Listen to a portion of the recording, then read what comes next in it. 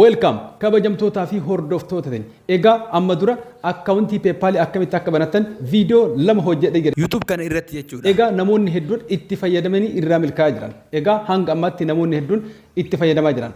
Egaa amma mootu akkaawuntii keessan ka PayPal akkamitti TikTok keessan irratti link godhuu dandeettan yookaan irratti galchitanii salphamatti maallaqa keessan kan TikTok irraa qabdan gara PayPal itti ergattanii akkamitti akka itti fayyadamuu dandeettan tokko tokkoon isin agarsiisa. Viidiyoo tana hanga dhumaatti na hordofaa. Egaa PayPal keenya erga banannee xumurree email ittiin banannee fi password isaa beekuu qabna. Sana boodamee akkamitti PayPal keenya kana TikTok irratti galchuu dandeenyu yookaan link irratti godhuu dandeenyu tokko tokkoon isin agarsiisa. Viidiyoo tana egaa hanga xumuraatti na hordofaa. Egaa gara TikTok keenya seennee isin agarsiisa. Kuno haala kanaan TikTok keenya geessin. Mallattoo profile jettu gama gadii tana isii tana haala kanaan gattu godhan profile keenya jalatti deemina jechuudha. Sana booda gama gubbaatirra sarara tuqaa afurii gubbaarra tana yeroo tokko haala kanaan gattuina.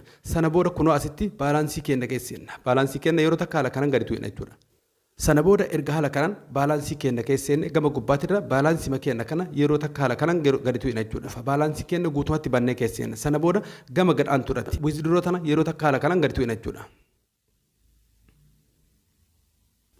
Erga haala kanaan dhufe kunoo gama gubbaatti jechuudha bakka add payment method jettuun yeroo takka haala kanaan akkana gattu jechuudha.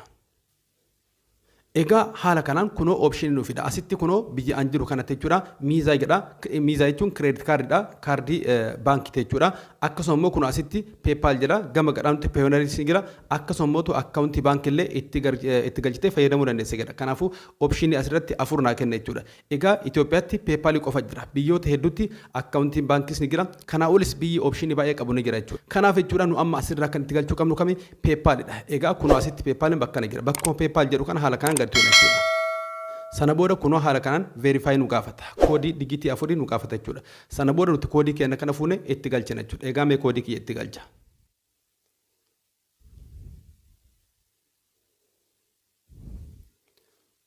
Kunoo haala gitan kanaan koodii kiyya itti galchee jira. Egaa erga koodii kiyya itti galchee kunoo haala kanaan agree and continue nan jedhaa jira. Kanaafuu gama gadhaan turatti bakka agree and continue jettana yeroo takka haala kanaan gad tu'ina jechuudha. Egaa ammas kunoo haala kanaan add itti godhii yookaan PayPal kee itti galchinaan jira. Egaa kunoo bakka add PayPal account jedhu kana akkana gattu qama gadiisa kana jechuudha. Egaa kunoo haala argitan kanaan email fi password kiyya kan PayPal na gaafate jira jechuudha. Isinis yeroo itti galchuuf dhuftan dursa email fi password keessan kan PayPal ittiin banatan qabattanii dhuftan jechuudha. Harkatti qabattanii sana booda kunoo asitti PayPal keessan email fi password isa itti galchitan. Egaa mee anis itti galcha walumaan itti galchina egaa. Ammas maal itti galcha password kiyya bakka kanatti itti galcha jechuudha. Egaa password kiyya copy godhee jira kunoo haala kanaan paste itti godhee jira jechuudha.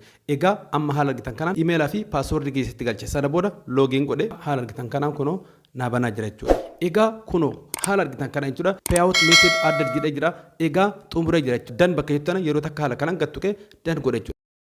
Egaa kunoo haala argitan kanaan itti galchee jira. Egaa akka isin eegaluuf duubatti deebi'a. Kunoo haala kanaan amma duubatti deebi'amee takka.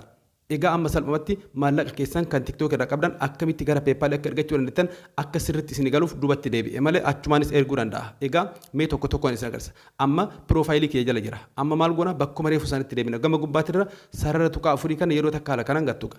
Kunoo baalaansii kiyya keesseen ammas jechuudha. Kunoo baalaansii kiyya kana akkana gattuqa ammas jechuudha. Achumatti deebina jechuudha. Egaa kunoo amma haala kanaan dhufa. Egaa haala kanaan baalaansii kiyya keessee maal godha ammas gama gadhaantu withdraw tan jettan yeroo takka haala kanaan gattuqa jechuudha. Egaa amma haala kanaan as dhufee jira. Amma akkaawuntiin biraa kan itti galchuu hin jiru jechuudha. Kan add itti godhu hin jiru jechuudha. Amma maallaqa kiyya gara PayPal qofa erguudha. Kunoo PayPal kiyya asirratti add ta'e asirra jira jechuudha. Salphumatti jechuudha. PayPal kiyya irra galchi. Amma TikTok irraa maallaqa qabu san asirratti erga. Egaa mee ergee isin agarsiisa na hordofaa kunoo.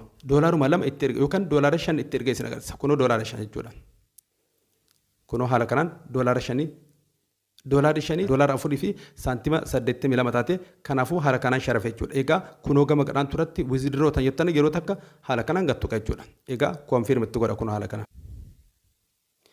Egaa kunoo haala kanaan success godhee itti ergee jira.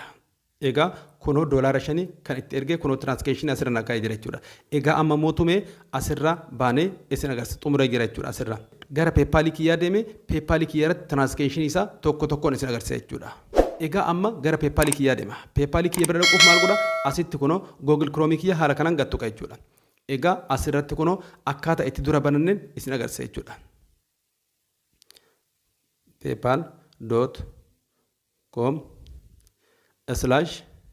paypal.com/AE ani haala kanaan banadhe. Namoonni hedduun PayPalin akkaataa itti banattanitti akkaataa ani asitti AE yookaan United Arab Emirates dhaan banadhe isin immootu namoonni hedduun jechuudha /LS warri bannu jira jechuudha.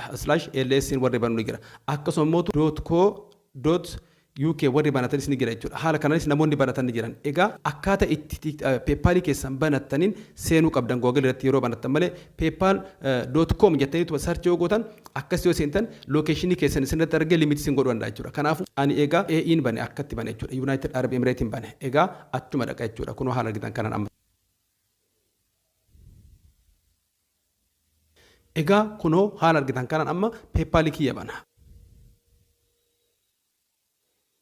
Egaa kunoo haala argitan kanaan email kiyya ka PayPal fi password kiyya itti galchee jira. Sana booda login godhee maallaqni kiyya kan TikTok irraa itti ergame sun asirra seenuu isaatii fi seenuu dhabuu isaa ilaalla jechuudha. Wajjuma ilaalla jechuudha. Egaa kunoo haala argitan kanaan $4 fi saantima 82 reefu isin agarsiisantu asirra jira jechuudha. Kunoo seenee jira jechuudha. Egaa akkaawuntii PayPal akkamitti akka baratan isin agarsiisee jira. Akkasuma immoo akkaawuntii keessan akkamitti TikTok irratti akka liink gochuu dandeettanis isin agarsiisee jira.